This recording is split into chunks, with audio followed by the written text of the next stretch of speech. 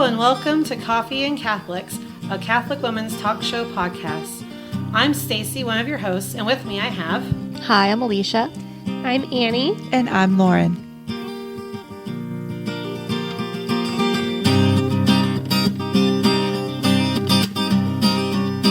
Hello and welcome to Coffee and Catholics. This week we're going to be talking about fasting. We have a special guest on with us. Her name is Beth Bubik, and she is a podcaster and author.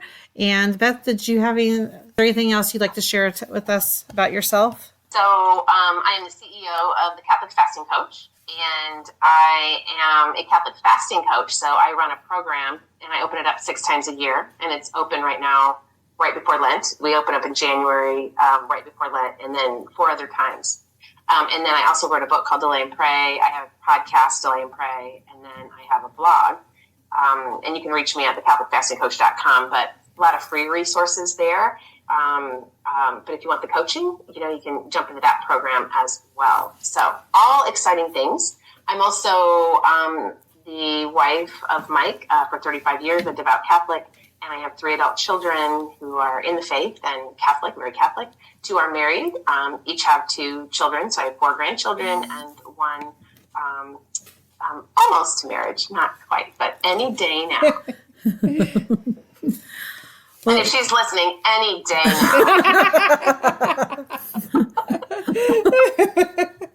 I'm fasting for that. She's making me really thin. And so since we are getting into the season of Lent, we asked Beth to come on and kind of just have a discussion about fasting in general and what fasting is and what the church teaches us about fasting and how fasting gets us closer to Jesus and how that builds that relationship with him and how we can learn to suffer in our smaller sufferings, how we can unite those to his suffering. So we're just going to kind of jump in about with what is fasting. Yes. Well, fasting is interesting because that is the problem. So in Matthew, in the Gospel of Matthew, Jesus says, when we pray, when we fast, when we give. And we're like, yes, prayer. I'm going to work on the prayer. All that, and then giving. Yes, I need to give, and I know I need to volunteer more and be of service to others for charity. And then fasting. What is fasting? So fasting, according to the church, is required twice a year on Ash Wednesday and Good Friday. And the baseline, the minimum is 1 normal meal with 2 small meals, not to equal 1 normal meal. Okay. So basically, that's really what you need to do, and then no meat on either of those days and abstaining from meat on Fridays. But really, you should be abstaining all year round on Fridays from meat. And I can get into that a little later. But anyway, so if that's fasting, then what's a normal meal? I love the Catholic Church, and it's trying so hard to be good to its children. But we used to fast a lot more in the church with Ember Days and penitential seasons of fasting all the way through the church. But now we have these 2 days. Well, first of all, it's really hard to get a habit of whatever fasting is in 2 days a year. That's very difficult to do. And the other thing is, what's a normal meal? So for Annie, for you, it might be going through McDonald's drive-through for a fillet of fish, large fries, and a Coke. I mean, what's your normal meal? I don't know you. I don't know what it is. And then, for you, Stacy, it could be a salad with some tuna fish and some water. That's right. And then, what are your 2 snacks? I mean, it could be like a Snickers bar, or it could be, an orange, or, So what the sad part is like, it just depends on what you're eating, and it leaves it open to a lot of things, and people just get confused because we're a people today that really like to be told what to do and not to actually research what's like the best thing to eat. Okay, so all of that aside, I really always had a hard time with Ash Wednesday, especially because I would take Fat Tuesday seriously, and I would have what's called a punch key here in South Bend, Indiana, and these are these huge, huge, huge donuts.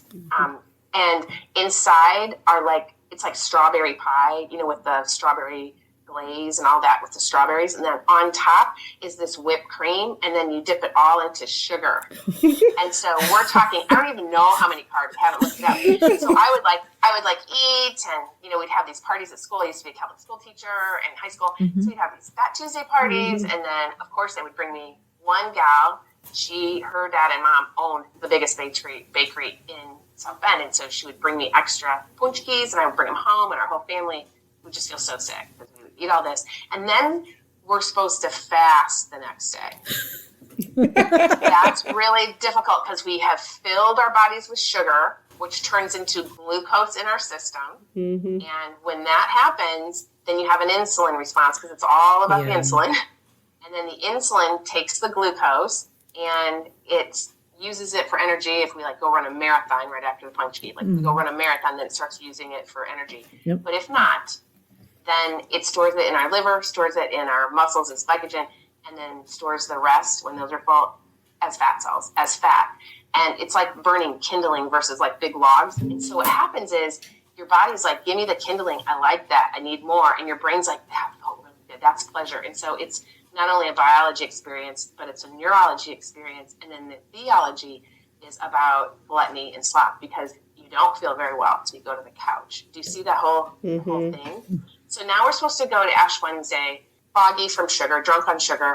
And then you're supposed to try to fast, and you get kind of hangry, because a lot of people think fasting is just water. So they know what the church says, but they're like, nah, that's too easy. I'll go for the water. And then they get all shaky. And it's because your body really wants just the kindling. It wants the sugar. It doesn't want to go to the fat stores. It takes weeks to be fat adapted and actually go to the fat stores, which is ketosis. And so that's that whole thing going on. And it's really hard to do. So I was there. I was gaining and losing 30 pounds all the time, all my life, because I just didn't understand fasting. And I was really sad. I was on every day. You can imagine, low carb, high carb, hot dog diet was my favorite. Well, I like that you kind of mentioned that, because then also on Wednesday, my husband, he'll even mention that he has a really hard time on Ash Wednesday, because by the end of the day, he will have smaller meals, and he doesn't just drink water, but he's grumpy by the end of the day. And we're supposed to, in scripture, it tells us to, on fasting days, and to not be mopey and be like, oh, look at me, I'm fasting, and it's so horrible.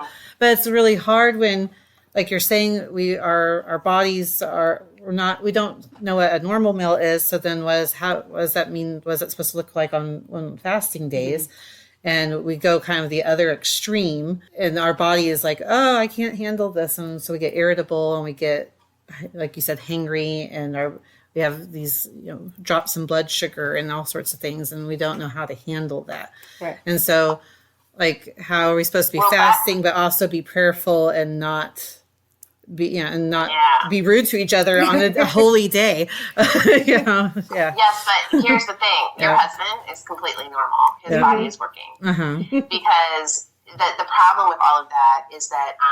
So what I discovered was fasting is really limiting your sugar, your flour, and alcohol on a daily basis, and then going into ketosis during the week, and then sugar burning on the weekends, and then going back into fat adaptation during the week. That's called healthy metabolism. It's where it's like a hybrid car, where you switch from fat burning to sugar burning to fat burning to sugar burning, very easily. That's a healthy metabolic system.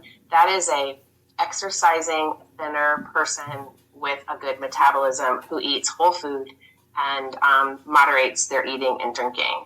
And it's really where we all want to be. It's a little bit difficult to get there. And so the hybrid car is gas and electric, and it just switches. You don't have to tell it. Switch. Then going back to the Middle Ages. Basically, they didn't have fast food. They didn't have ultra-processed food that raised your insulin like crazy. And people, on the most part, the pilgrim people, I'm not talking about the kings and the elites, they didn't have an abundance of food, and so they ate sparingly anyway. And so ultra-processed food, it gives us a lot of carbs, and so we have a lot of glucose in our systems. We have a ton of insulin that's coming in to clean up that glucose. And then, of course, like I said before, it's stored as fat. And if we're eating that all the time and we're not going into like not eating for a little while, because that's what we want to do. So in my book, I actually describe that whole process of stored glycogen, and so the pancreas is basically making the insulin. The insulin stores all of that glucose in your liver, like I said, in your muscles. And then when you don't eat for a while, the blood glucose is going down, right? And it goes down to enough level where then the brain tells the pancreas, hey, we need a little bit, we need more glucose. And so it tells the liver and the muscles to go ahead and let go of the glycogen, and it raises that up a little bit. And it's only if we stop eating for a while that all of the liver and the muscles, it's all used up. And then it has to go to our fat stores, and we're losing weight then. You're dining, I call it dining with Jesus. You're dining with Jesus. And so once you so I had a course that started, my first course out of the 6 starts in January. So we started January 13th and Monday the 13th. And we're pre-gaming Lent is basically what we said. This is what the Norbert teams do out of the Abbey. They have the Great Fast, but they have a pre-Lent. And I never can pronounce it. They call it Septuagesism. And I know I'm saying that totally wrong. So sorry, you devout Catholics that do this and know that word. I need to write it and put it on my wall like Septuagesism. Anyway, so what that is it's so many days before Lent, and you actually prepare, and you slowly prepare for Lent so that your Ash Wednesday is amazing, so that your husband is in ketosis, and he's like, my gosh, I've never felt better. That's where we want to be as Catholics. So that's the goal. Somehow we've lost all of it. Somehow the normal meal, I haven't talked to a bishop about it. I probably should, but it's just about that particular thing of why we went from, we used to be 12 hours before Mass, we had to fast. I believe that was in the 60s. And then they shortened that to 3 hours before Mass. And now it's 1 hour before Mass. And most Catholics don't even fast that 1 hour before Mass. Mm. So we kind of sort of lost our way with the reverence of fasting.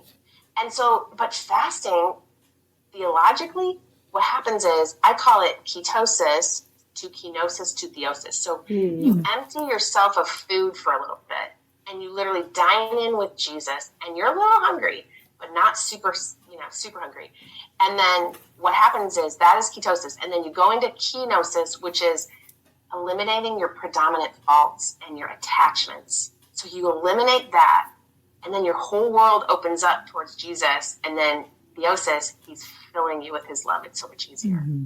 And then there's no obstacles between you and him. But it takes a while. It's like the interior life, where it's the purgative way to the illuminative way to the unitive way. You got to purge. You got to purge your stuff first. And people just want to go right into the unitive way and say, I'm fasting because I love God. And that's very hard to do. You have to have motive. You have to have other motivation. That's why I lead with weight loss. And a lot of people is like, oh, I got an email from somebody that says, shame on you, because I have weight loss in my Lenten program. And I'm like, listen, when weight was so huge for me, I was literally like, okay, I do not know why my weight goes up and down like an elevator. Like I go on these diets, I lose all this weight, I gain it back. And I'm thinking about it all the time, and I don't feel good. My blood work's not great. I was like, this is ridiculous. And so once I took that weight struggle and I gave it to Jesus, and I just invited him into the weight struggle, then he started leading me to all of these things. He led me to the secular life coach school that taught me about the insulin. And I was like, what? You mean you don't want me to count calories? I was like, okay, wait. And I can have steak and butter, and I can have all these things because fat unlocks fat. Okay, really? I don't know if I believe you. Okay. So then I just started to do it, and then I started to lose the weight, and I felt so good. And then I did this Catholic life coach school called Meta Catholic, and they taught me about the body-soul composite. And so I put them together, and I realized that I have to fast for a spiritual purpose. I have to fast for others. The intermittent fasting divorced of God isn't good, because it's still self-centered. But it took me a while in the purgative way to get from doing it for myself and weighing myself all the time to doing it for others. And people want to skip that stage. I mean, really good Catholics say you shouldn't consider the weight loss. You shouldn't consider yourself. Well, You have to, because we all, as women, we have this diet mentality. It's shoved into us, most of us since the 5th grade. I don't know. I mean, we've been like, I don't know, like, just like programmed that we're supposed to be this and we're only worthy of worth then and rich and all of this junk from the world. Right. And so it takes a minute. So I want everyone out there to understand that it's okay to concentrate on weight loss. And then you go from that to health and fitness. And then you go from that to pleasing God. So you have to combine this whole ketosis thing with the sacraments and the grace of God. He will give you the grace to do it, and he will give you the grace to change your desires. He changes your desires. You don't do it. That's the difference. That's the whole difference. So entering Ash Wednesday with like, okay, my normal meal, let's say you've never heard of it. You're like, wait, so what do I do? Because it is Sunday. Or, I don't know when you're dropping this, but anyway. I mean, if it's the Sunday before, or even Fat Tuesday, like really Fat Tuesday, don't have the king cake. Just don't have the king cake. Like, just have yourself a chicken breast, with even a baked potato, French fries, a glass of wine, like whatever you want. But like, try in moderation to just go to the party if that's what you do. If you're from like a place that culturally celebrates all that, just eat a little. Just have fun. Have a little cake. Have a little this, but don't gorge on it. And then on Ash Wednesday, your normal meal, don't have sugar, flour, and alcohol. What can you eat then? Oh my gosh, you can eat salmon. You can eat shrimp. You can eat tuna. No sugar, no flour, no alcohol. And then don't even eat rice or potatoes or anything, because that also, it'll raise your insulin. It's a carb. And so that's a great idea for everyone. And so what you're going to try to do for that 6 weeks, and this is what my Lenten challenge is that we work together to slow down the sugar, flour, alcohol. And then we actually write down our Ash Wednesday experience and how hard that was. And then you write down your Good Friday experience, and it's amazing. So I've been in a season for the past 11 years of either being pregnant or breastfeeding.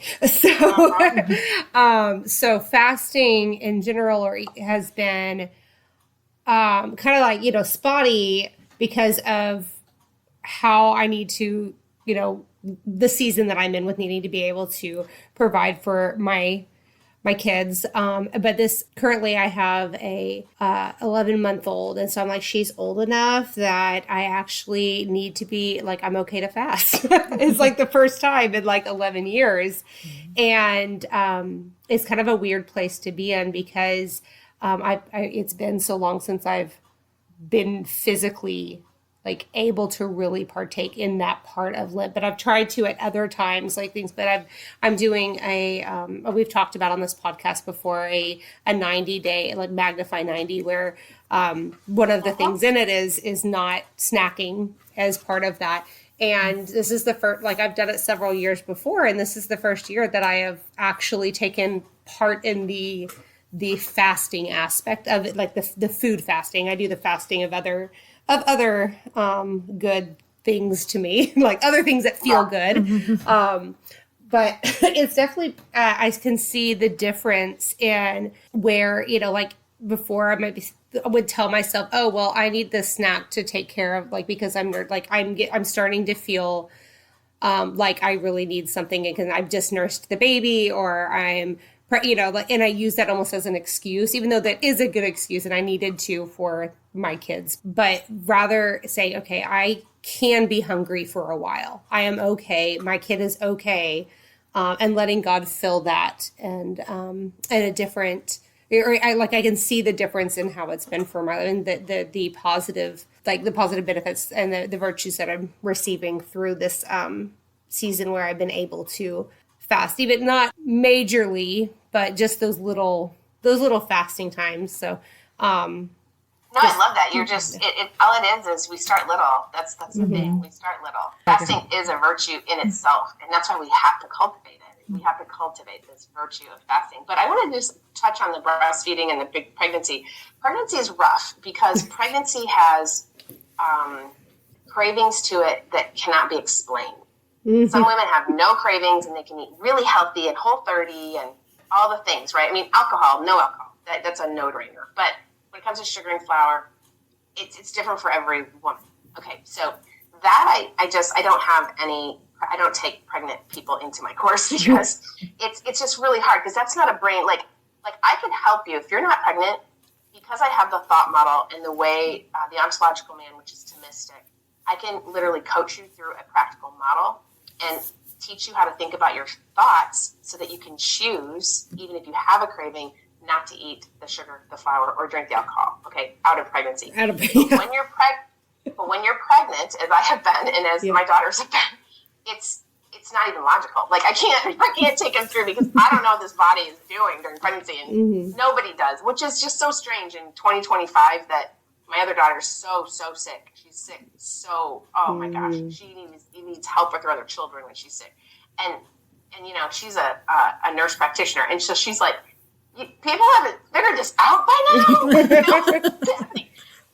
anyway, but if you are not one of those people, we can fast off sugar, and it will make you feel so good, even if you're pregnant. Nobody needs sugar, like refined table sugar in all of its 50 different ways, and ultra processed food. If you're not nauseated, and you can try to find the carbs that are more healthy for you to make you feel better, because you may need some carbs and things like that. You don't necessarily have to have fast food, but if it's possible. But now breastfeeding, same thing. You can just forego sugar in all of its Yeah, and I guess I did fast from sugar because of gestational diabetes. So there you go.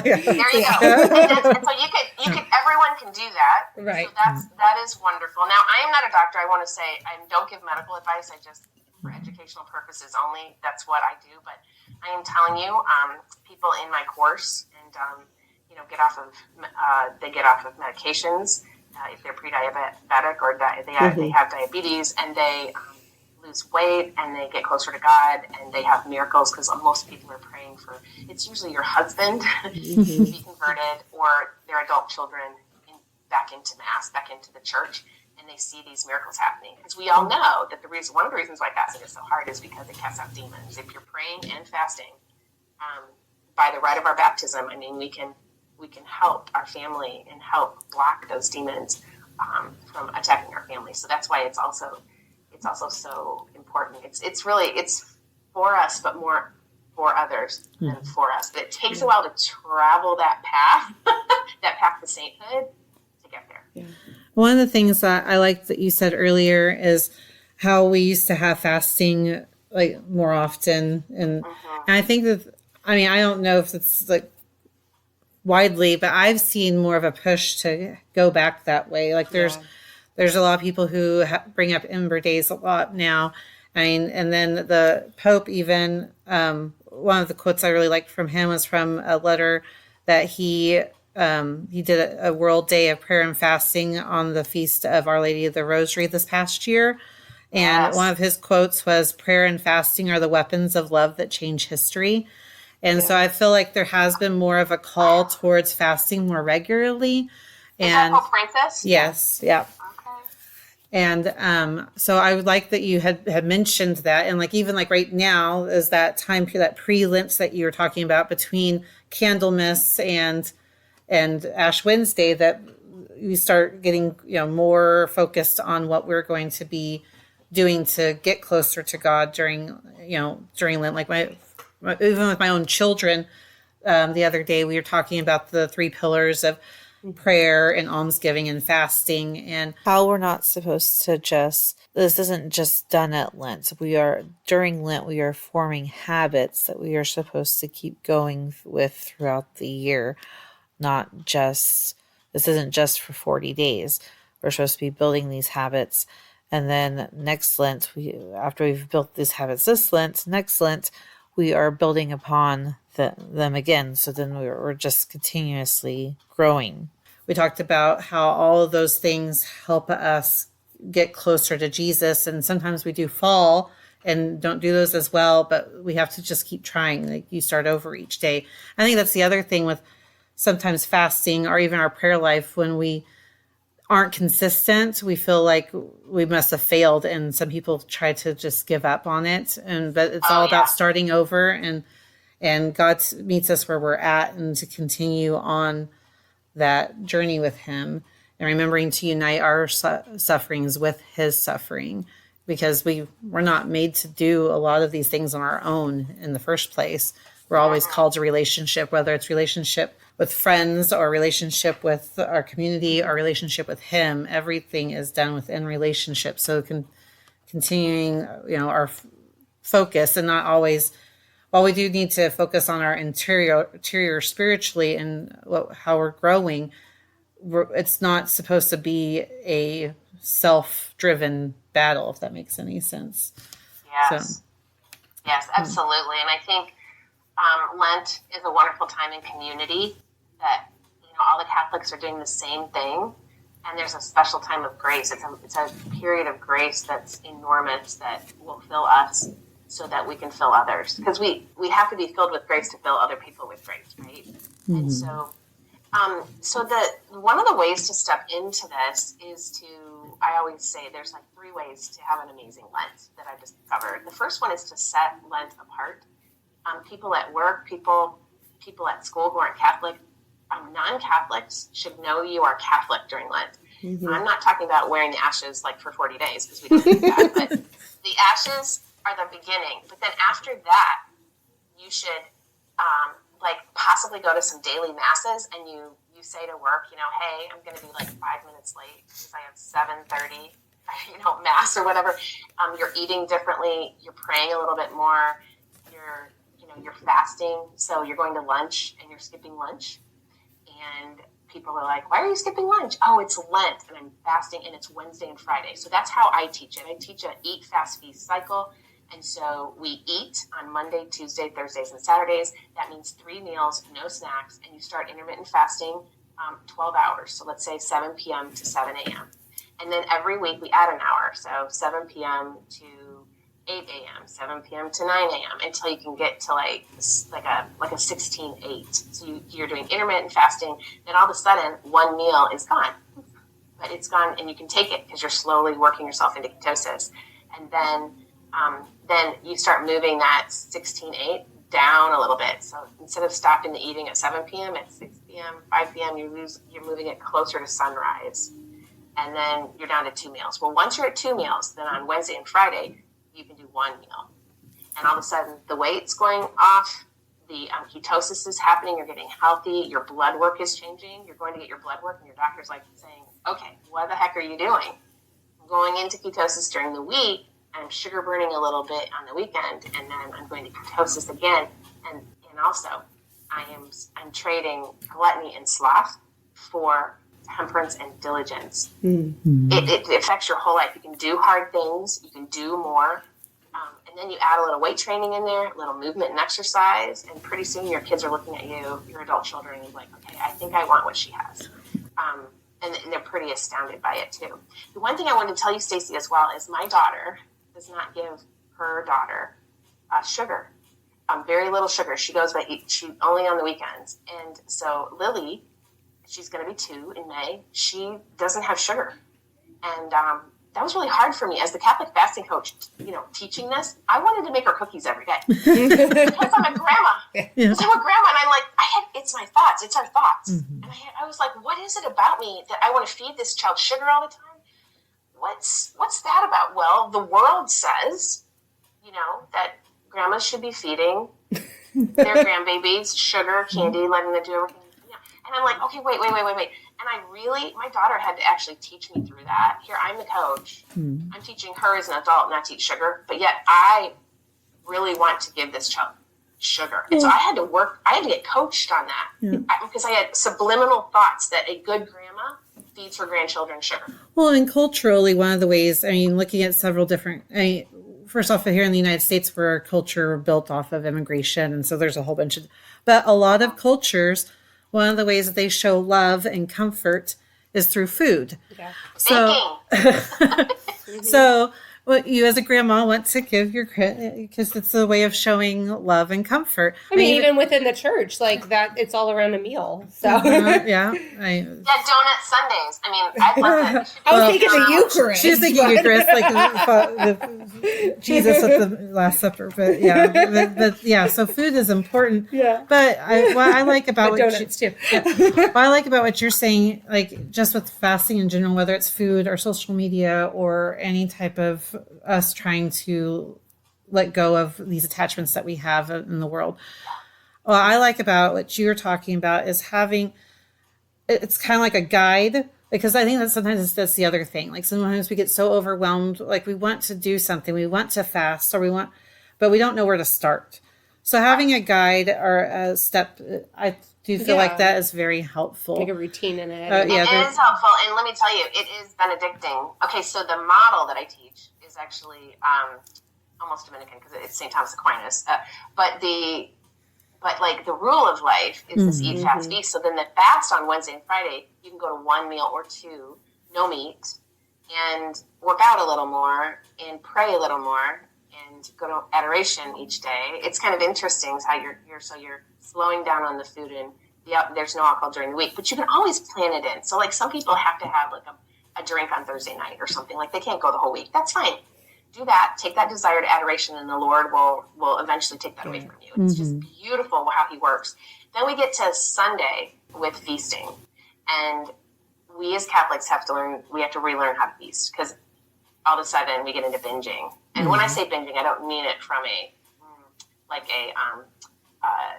diagnosed, not an eating disorder, but just like, I can have cake today. So then you have cake, and then you're like, I can drink today. So then you're finding yourself on Sunday, which you normally don't drink, having like half a bottle of wine, and then you're like, oh my gosh, and then pizza, and then all of a sudden you're like feeling sick, and that's okay, because you have to learn, like, feasting is really about feasting on community, feasting on the Eucharist, feasting with my family, making a really, really good meal, having one glass of wine, and having a bite of somebody's cake, and then, feasting on listening to you, like just feasting on like this podcast. Feasting is very different. Getting your dopamine sources not from food and that comfort, but getting it from family and friends, and getting face to face with people, and getting out and about, learning how to rest without food and alcohol. And so it's in my course, it's like an entire module is how to feast, because we feast with food and alcohol. We don't mean to. Like you said, it's just the world, how we do it. Like it's how we've been taught to do it. Yeah. Well, Beth, we really enjoyed talking to you today. Annie, did you have anything else that you wanted to add? I did feel like it was really, going into it, my thought at first was like, the focus, you're like how you said, like some people like come to you and they're upset because that original focus is weight loss. One person. Yeah. And that for me, that was like, well, it should be the spiritual. And so it was actually really refreshing to hear that, it's okay to think about it fasting in a way of, okay, it's okay to think about it as you can do this from a weight loss standpoint too. Like that our focus is getting satisfied by God. Yeah. But if you are if you need to work on that health aspect of it, that's okay. Well, and it also it's building up that temple of God. Yeah, I feel like this is a healthy way, exactly, of saying our bodies are temples of the Holy Spirit, and we are supposed to be good stewards of them, of our bodies, because they are not our own; they are a gift and so we're supposed to be taking care of them. And so I feel like this was a good way of tying in the spiritual along with the restraint too. Yeah, so I just felt like this was a good way. And I love how you put just a minute ago about the feasting isn't always about food. It's about feasting with friends and feasting with family and feasting on the Eucharist. Right. And, we talk about Jesus and family and others are supposed to be our focus. And I really like how that's where you go with this. Thank you. And you will get to pleasing God. Like after like a year, you start thinking, I really want to please God with my body. And so what other things am I doing? Am I saying the cuss word a lot? Am I not showing up where I should? And all of a sudden, like that's that ketosis where you have all of a sudden your predominant faults are bubbling to the top when you can't have the food and the alcohol, and you're like, okay, what else is in there? Right. It's not so great. So it's a very virtuous thing. But and just to let you know, we're running out of time, but part of my program, it's in the book called Delay and Pray, is my nephew who's a priest he was 400 pounds at one point in his priesthood. He was so sad. And he was like, Lent is horrible. I would just eat because I couldn't fast, and I was mad at myself. He ended up losing 202 pounds and getting into the Navy as a Navy chaplain, where he sits today. It's his 3rd year, and he's a beautiful, conservative, amazing priest, and he will be the first one to tell you. And he's in my course videoed, his story. Lose the weight during Lent. God did not want him to be 400 pounds because he couldn't even kneel for adoration. And he's a wonder. Wow. So anyway, spiritual fasting was only part of his journey, but man, it was a huge part. And so I want everyone to know that that's where I actually got my motivation to do it all. Oh, that's beautiful. Yeah. Well, thank you, Beth, for joining You're so us. welcome. And I hope you and our listeners all have a blessed Lent. Yes. You too. And look me up at thecatholicfastingcoach.com if you want some more coaching, and just come on into the program. It's fabs. Thank you very much. God bless everybody. God bless. Yes. Okay. Bye-bye. And as always, thank you for joining us. Thanks. Thank you. Join us again in about 2 weeks. Until then, may God bless you and may Mary accompany you. Coffee and Catholics is a proud partner of the Smart Catholics Podcast Network. Find new shows to love, meet like-minded Catholics, and join the community at smartcatholics.com.